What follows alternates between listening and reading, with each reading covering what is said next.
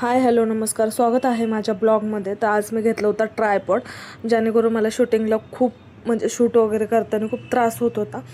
करताच येत नव्हतं, एका जागेवरती मोबाईल पण थांबत नव्हता आणि प्रत्येक वेळेस मी कुणाला हे करणार ना की माझं शूट कर.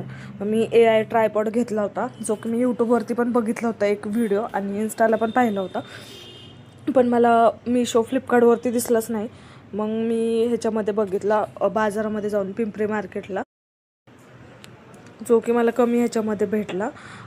ते 1500-1600 म्हणले, पण मला 1300मध्ये भेटला. त्याच्यामध्ये 2 चार्जर आहेत, जे की एक ट्रायपॉडला आणि एक ब्लूटूथ कनेक्ट करून आपण आपले फोटो पण सेल्फी वगैरे काढून, आपल्याला जसं की थंबनेल वगैरे बनवायला लागतं. मग जर वेळेस आपण कसं काढणार, टायमर लावून एवढे काही चांगले फोटो येत नाही, मग आपल्याला समजत पण नाही.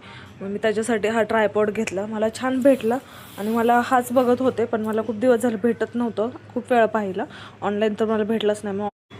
ऑनलाईन तर मला भेटलं नाही. मग मी ऑफलाईन जाऊन बघितला. तुम्हाला जरी घ्यायचं असेल ना, तर तुम्ही ऑफलाईन जाऊन बघू शकता. ट्रायपॉडचं इथे बघू शकता, Q13 ट्रायपॉड आहे. 2 चार्जेस आहेत. त्याच्यामध्ये डिस्क्रिप्शन लिहिलेलं आहे, पूर्ण त्याची माहिती आहे की आपल्याला कसं काय यूज करायचं आहे. तिथे त्यांनी इन्फॉर्मेशन वगैरे दिली आहे, किती काय कसं यूज करायचं, कसं ओपन करायचं, कसं यूजफुल पण आहे तुम्हाला. आणि कमी पैशामध्ये, कमी बजेटमध्ये आहे हे त्याचं इन्फॉर्मेशन आहे.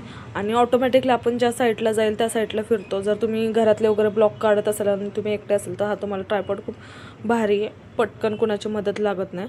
ऑटोमॅटिकली त्याला सेन्सर आहे, तुम्ही ज्या साईडने फिरता त्या साईडने फिरते, हे बघू शकता तुम्ही. थँक्यू.